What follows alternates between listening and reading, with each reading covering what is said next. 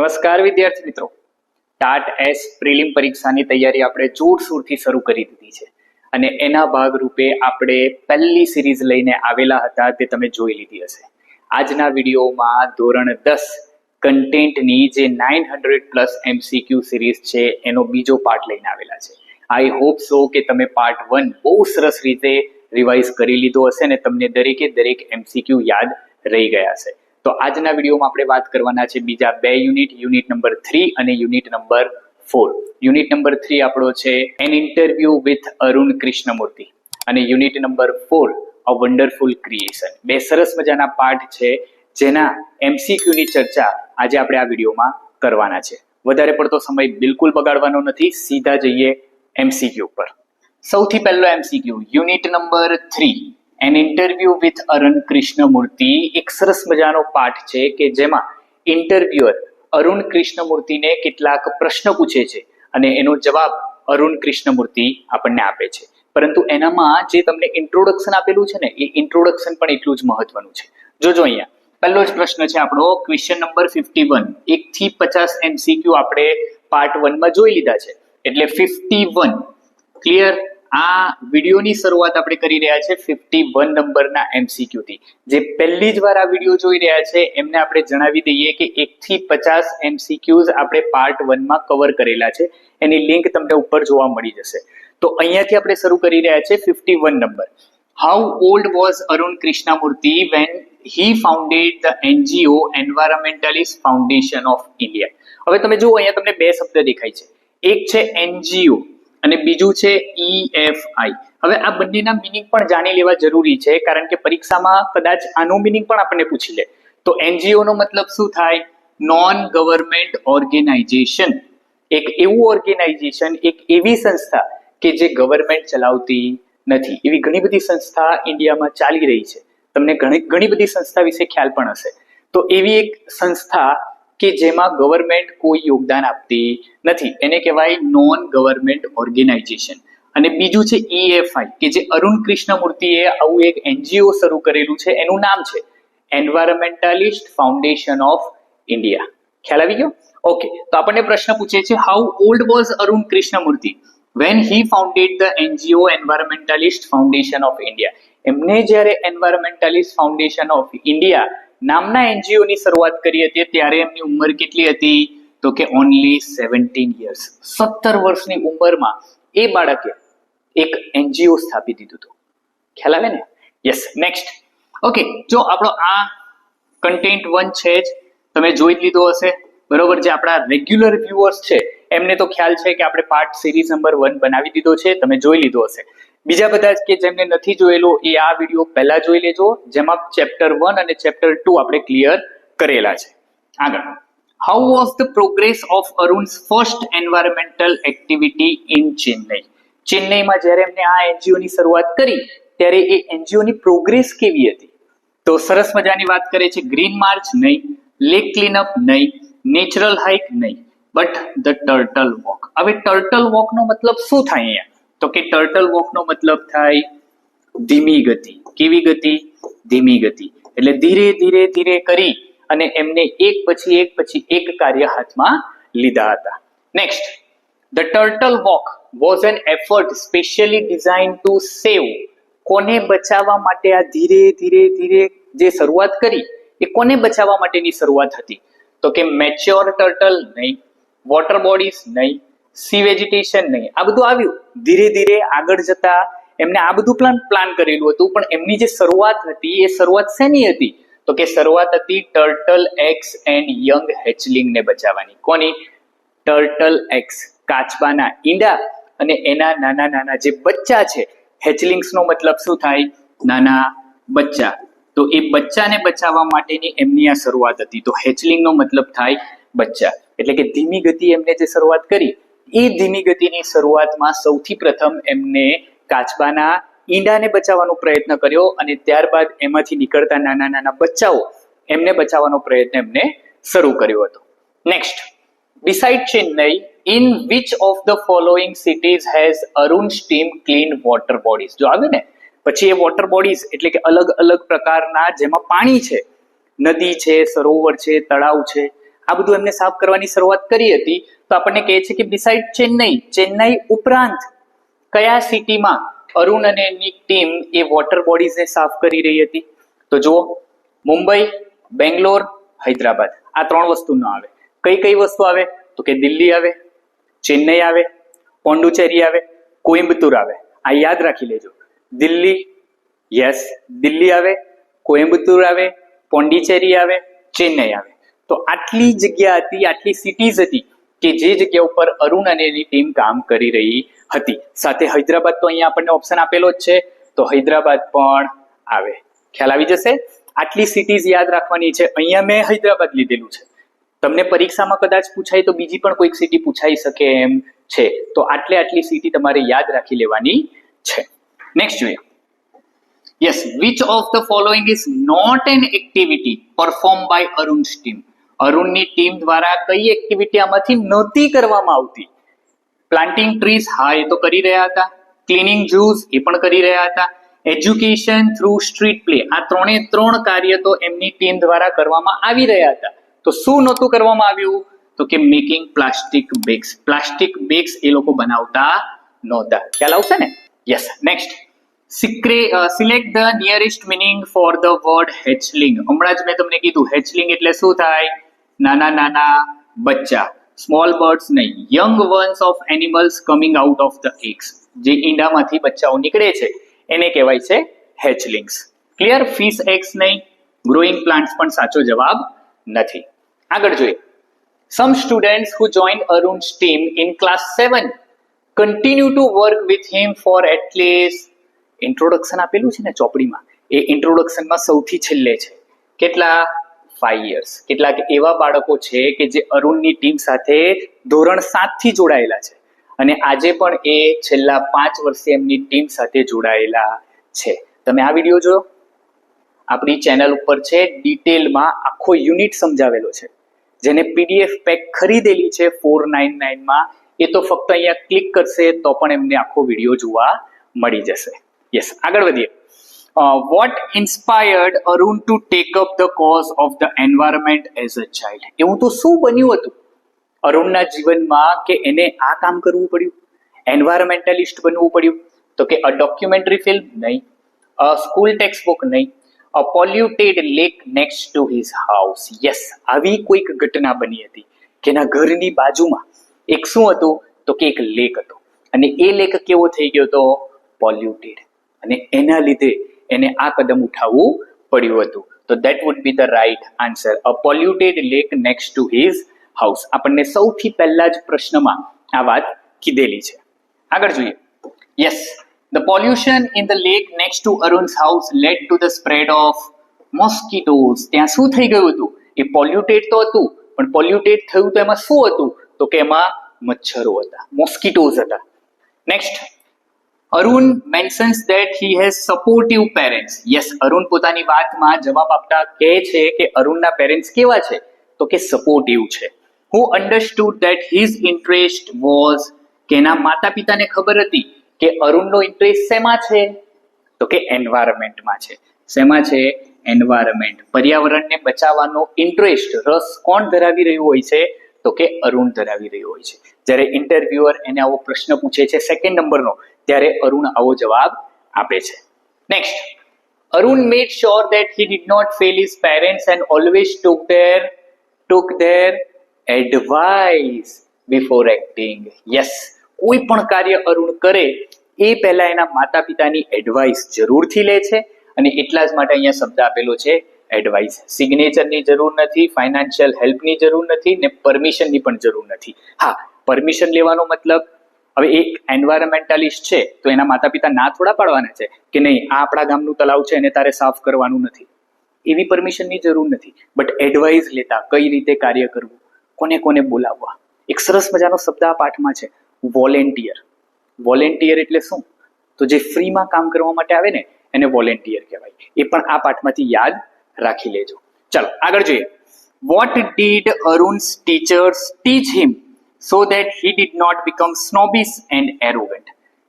અરુણના ટીચરે એમને એવું તો શું શીખવ્યું હતું કે અરુણ સ્નોબિશ અને એરોગન્ટ ન બની જાય? સ્નોબિશ એરોગન્ટ શબ્દ ખબર પડે છે? ટેક્સ્ટ બુકમાં બેઠે બેઠા શબ્દ આપેલા છે, ગ્લોસરીમાં ગુજરાતી મિનિંગ પણ આપેલું છે. સ્નોબિસ એટલે દંભી અને એરોગન્ટ એટલે અહંકારી. ખ્યાલ આવી ગયો? તો એનો મતલબ કે અરુણના ટીચરે એને શું બનવા માટે ન કીધું હતું? સ્નોબિસ અને એરોગન્ટ. પણ શું બનવા માટે કીધું હતું? તો કે હ્યુમાલિટી એટલે કે વિનમ્રતા સાથે લોકો સાથે વર્તન કરવા માટે કીધું હતું. તો ચાલો આગળ વધીએ. Select the nearest meaning of the word snobbish. હમણાં જ તમને વાત કરી, સ્નોબિસ એટલે શું? Thinking oneself superior. એને એરોગન્ટ પણ એનો એક સિનોનિયમ શબ્દ છે, એટલે કે દંભી ગણો, અહંકારી ગણો, એ બધું જ શું કહેવાય? તો કે સ્નોબિસ કહેવાય. Next, Arun prefers to call himself an environmentalist rather than an. જો અહીંયા એ અને એન બંને આપી દીધું એટલે તમે ગૂંચવાઈ જાઓ. ખ્યાલ આવે? એ અને એન બંને આપી દીધું, આપણને ખબર. કેટલા હોશિયાર હોય આપણે એક્સપિરિયન્સ કે જેને ખબર હોય કે એન ક્યારે આવે? તો કે એ, ઈ, આઈ, ઓ, યુ આવા જ્યારે વોવેલ્સ આપેલા હોય ત્યારે એન આવે. ઓ ક્યારે આવે? તો કે આના સિવાયના જેટલા પણ 21 કોન્સોનન્ટ્સ છે એમાં ઓ આવે. પણ અહીંયા બંને આપી દીધું, એ અથવા એન. તમને જવાબ પાક્કો આવડવો જોઈએ. Yes, Arun prefers to call himself an environmentalist. Arun તો પોતે પોતાની જાતને શું માને છે? એન્વાયરમેન્ટાલિસ્ટ એટલે કે પર્યાવરણવિદ માને છે. Rather than activist. Rather than activist ચોપડીમાં આપેલું છે ને, એક્ટિવિસ્ટ. એક્ટિવિસ્ટ એટલે કોણ? કાર્યકર્તા. જે લોકો માટે કાર્ય કરતા હોય એને કાર્યકર્તા કહેવાય. ખ્યાલ આવે છે? Okay, next. According to Arun, what can we learn from animals? અરુણના મત મુજબ આપણે એનિમલ્સ પાસેથી શું શીખવાનું છે? સરસ મજાના પ્રશ્નના જવાબમાં અરુણ કહે છે કે એ લોકો પોતાની રીતે રહે છે, એ લોકો પોતાનું ભોજન પોતે મેળવે છે. આ બધું કહે છે ને. યસ, તો સાચો જવાબ અહીંયા છે. જો દે આર લેઝી, નહીં, દે આર ઓલવેઝ ચોપડીમાં બેઠું છે. ખ્યાલ છે ને? Yes, they are always on their own. Yes, they are dependent on humans, નહીં, એ ઓલવેઝ પોતાનું ભોજન જાતે મેળવે છે. તો they are on their own and find their own food. They are always quiet, નહીં, એટલે સાચો જવાબ છે સી. આગળ વધીએ. In which year did Arun leave his well paying job at Google? Yes, ગૂગલમાં જોબ કરી રહ્યા હોય છે અરુણ, અને ક્યારે છોડે છે? તો કે 2010. કારણ કે એ ત્યાં કહે છે, when environmental damage was happening on such a large scale, I cannot sit back and enjoy my life. એ આ શબ્દ બોલે છે અને કહે છે 2010માં જ્યારે એ ગૂગલની જોબ છોડી રહ્યા છે ત્યારે જ કહે છે કે મારે ઇન્ડિયા પરત ફરવું પડશે. યસ, ચાલો નેક્સ્ટ જોઈએ. Why did Arun decide to quit Google to venture into EFI full time? Venture એટલે ઝંપલાવવું. વેન્ચરનો મતલબ શું થાય? ઝંપલાવવું. તો એ કહે છે why did Arun quit? ક્વિટનો મતલબ થાય છોડી દેવું. શું થાય? છોડી દેવું. અરુણ પોતાની ગૂગલની જોબ શા માટે છોડી દે છે અને EFI માં ફૂલ ટાઈમ શા માટે આવે છે?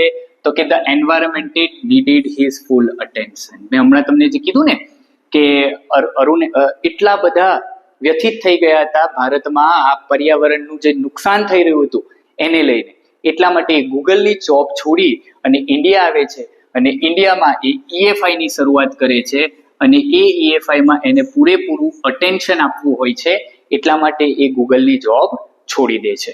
Next, what does Arun say about his relationship with Google after ક્વિટિંગ? એટલે કે ગૂગલમાં જોબ છોડી દીધી પછી એ ત્યાંના લોકો વિશે શું કહે છે? તો કે he still keep in touch with his friends there.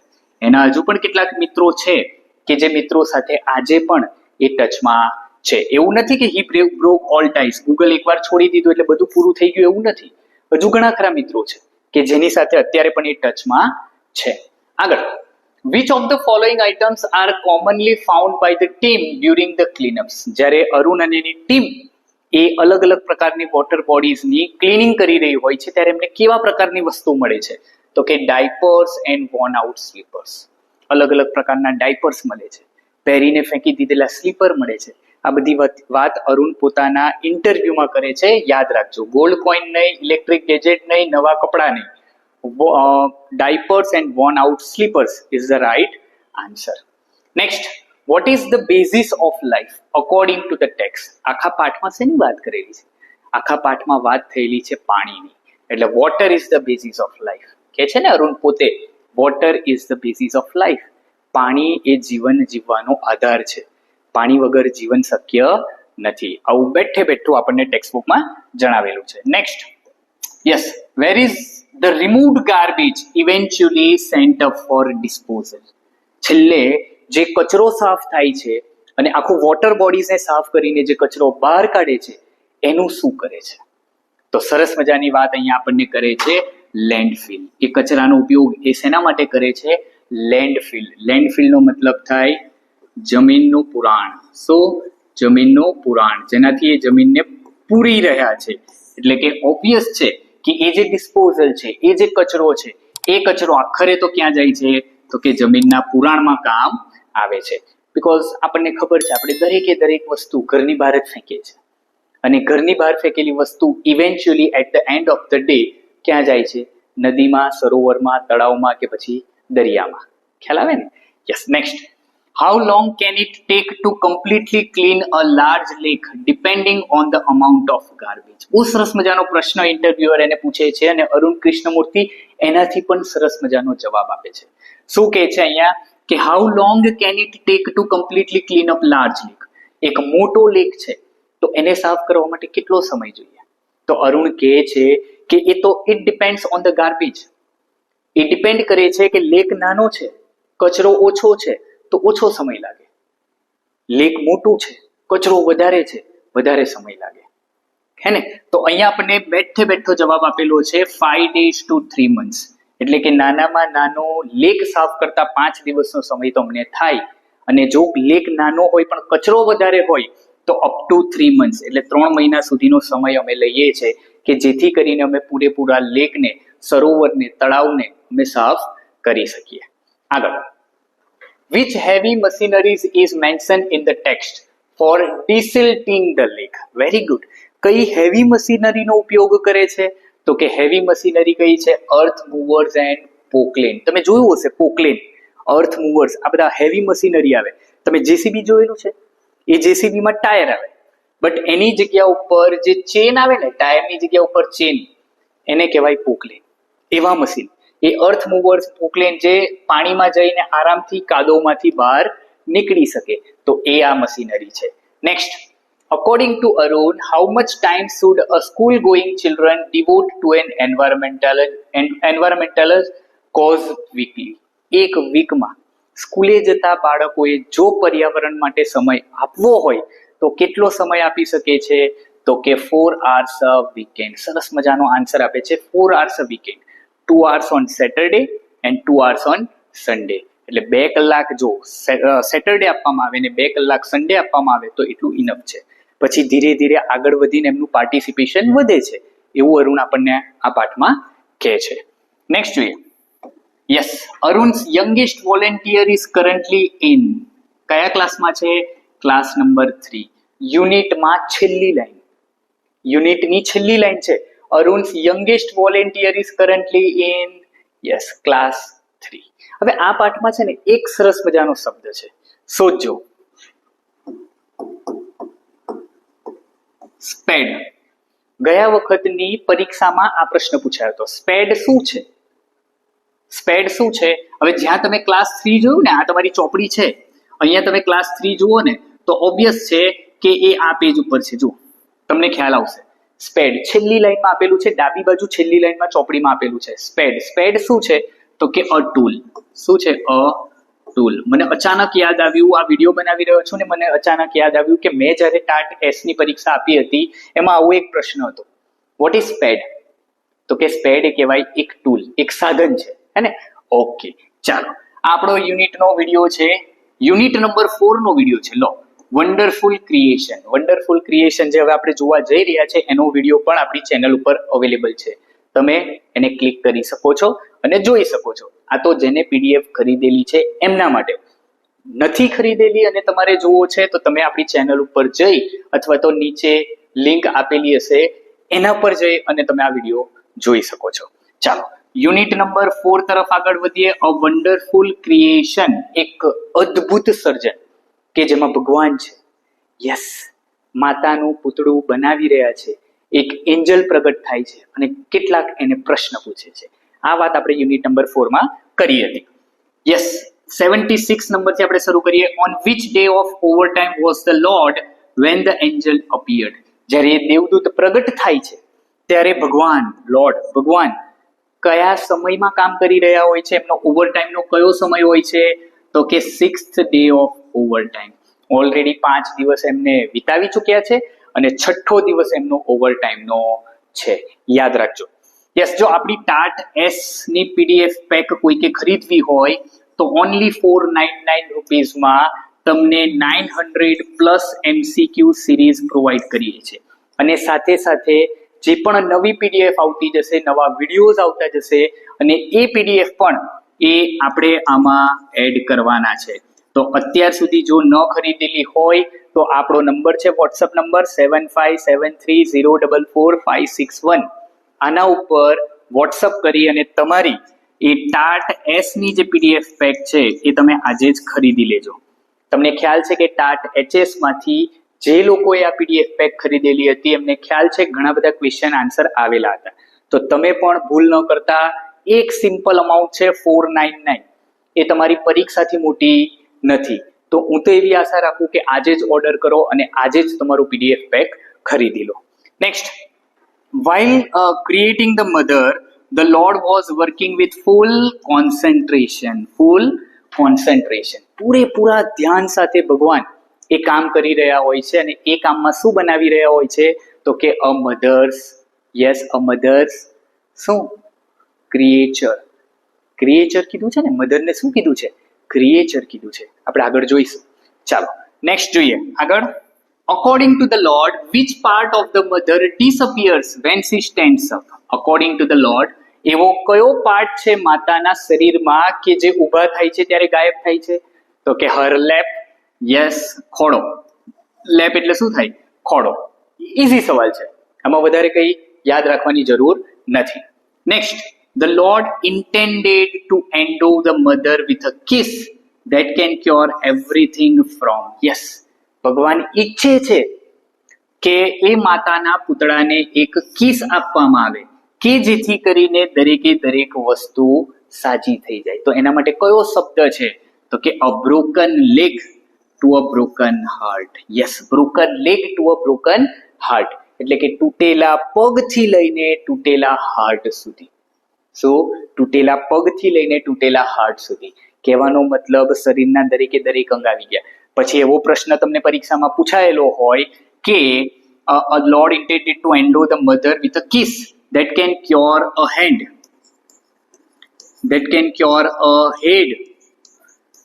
તો આ સાચું કે ખોટું?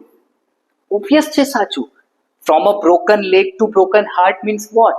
શરીરના દરેકે દરેક અંગ આવી ગયું. આ તો એક પ્રોવર્બ છે. બોર્ડની પરીક્ષામાં સ્ટાન્ડર્ડ 10 ના બોર્ડના પેપરમાં પણ આવા પ્રશ્ન પૂછાય છે. અ હેન્ડ, અ હેડ, બધું સાચું જ આવે. શરીરના દરેકે દરેક અંગ હીલ કરવાની ક્ષમતા એક મધર્સ કિસમાં છે. શેમાં? એક મધર્સ કિસ. અને આ મધર્સ કિસમાં દરેકે દરેક વસ્તુ, પોતાના બાળકને લગતી દરેકે દરેક વસ્તુ આવી જાય છે. એટલે આ ભૂલતા નહીં. ખ્યાલ આવી ગયો? Next, how many pairs of hands was the mother supposed to have? એક માતા પાસે હાથની કેટલી જોડ હોવી જોઈએ? 2 જ હાથ છે, એક જ જોડ થઈ. પણ ભગવાન એમ કહે છે કે માતા પાસે કેટલી જોડ હોવી જોઈએ? તો કે 6 pairs of hand. આ તો જે વાંચે એને જ ખબર પડે હા પરીક્ષામાં. જેને ટેક્સ્ટ બુક પૂરેપૂરી ક્લિયર કરેલી છે એમના માટે આ પ્રશ્ન છે. અધરવાઇઝ તો હાથની એક જ જોડ આવે માતા માટે. ખ્યાલ આવે ને? જેને નથી વાંચન કર્યું એના માટે એક જ જોડ છે.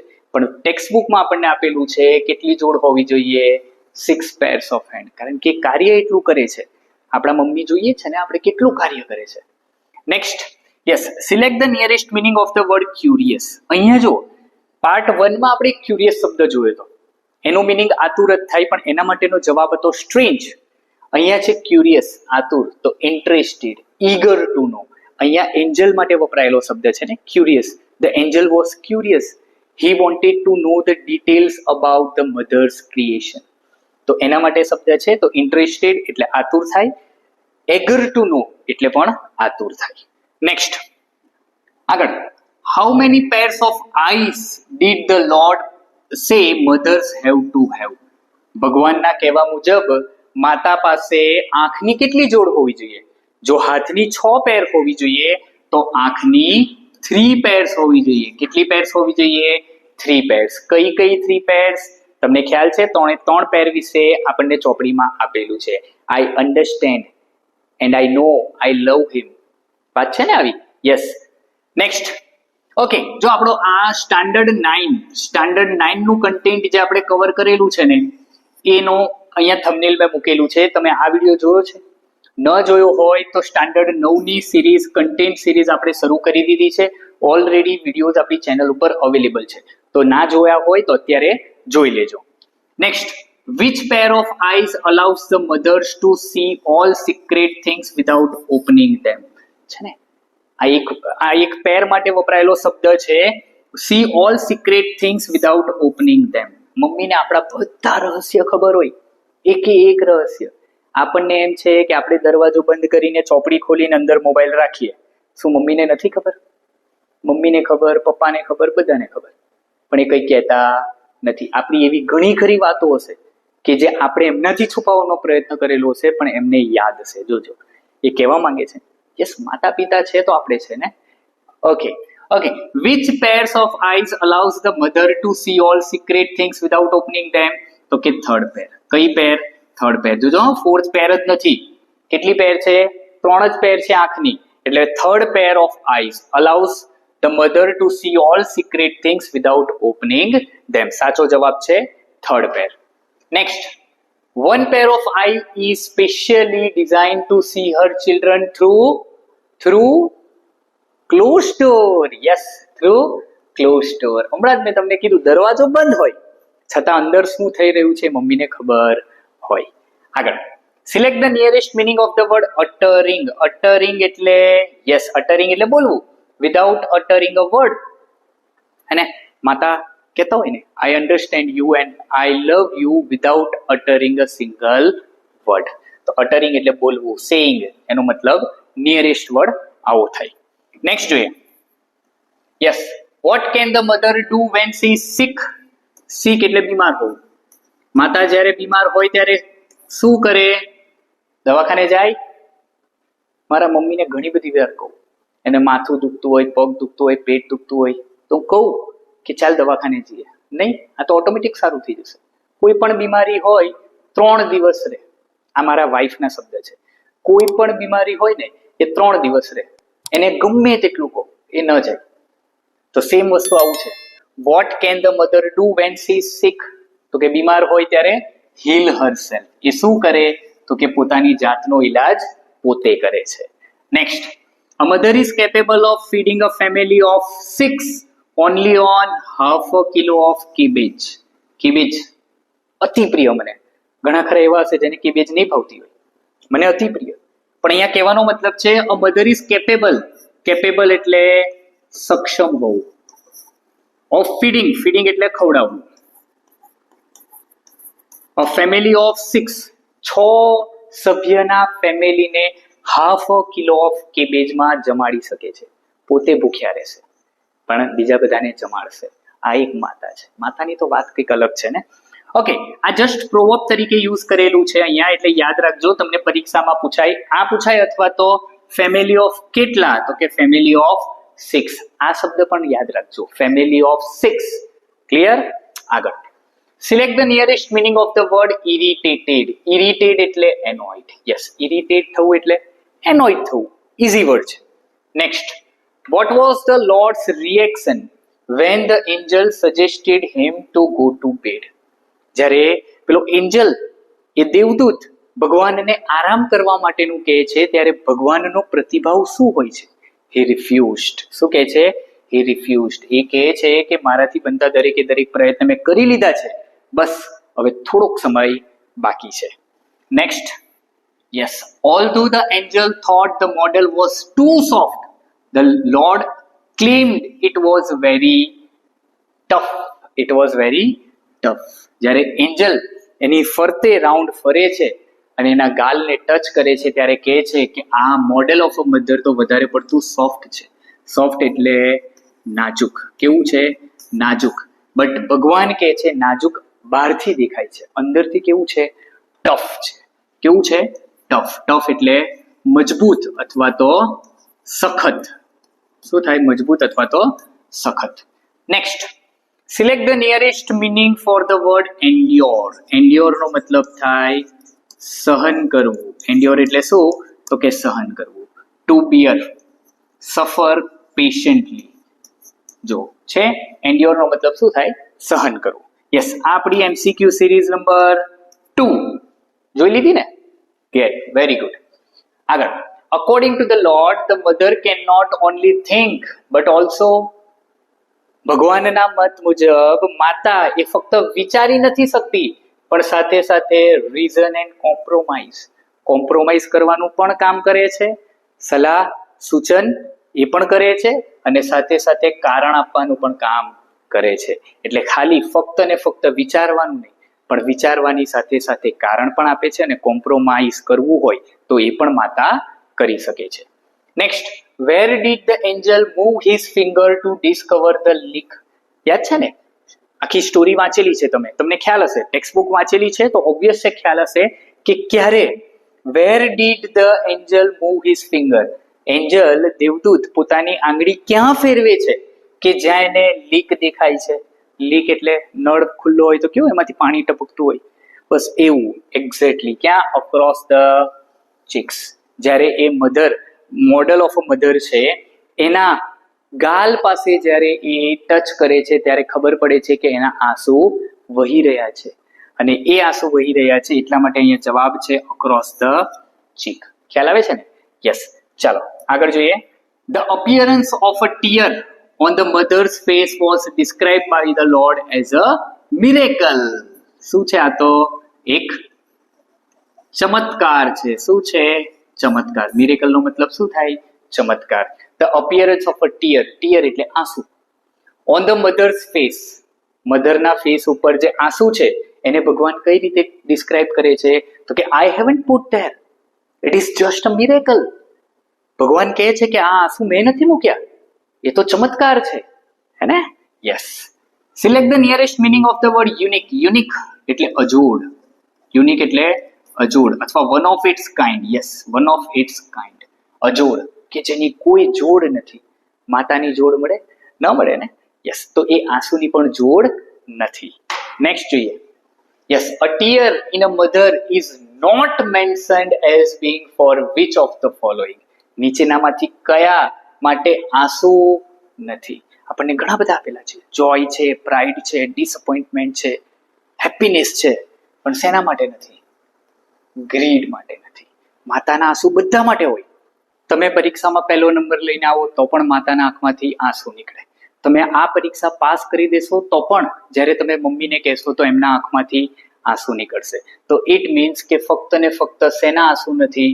તો કે ગ્રીડ. ગ્રીડ એટલે શું થાય? તો કે લાલચ. અધરવાઇઝ તમને બીજા બધા પ્રાઇડ માટે, લોનલીનેસ માટે, ડિસઅપોઇન્ટમેન્ટ માટે બધામાં દરેકે દરેક સિચ્યુએશનમાં માતાની આંખોમાંથી પાણી નીકળતું હશે. ફક્ત અને ફક્ત પોતાના બાળક માટે લાલચ માતા ક્યારેય કરતી નથી. આગળ જોઈએ. You are taking so much care for creating this creature. So creating this creature. Creature નો મતલબ શું છે? તો કે પ્રાણી. શું? પ્રાણી. આ વાક્ય કોણ બોલે છે?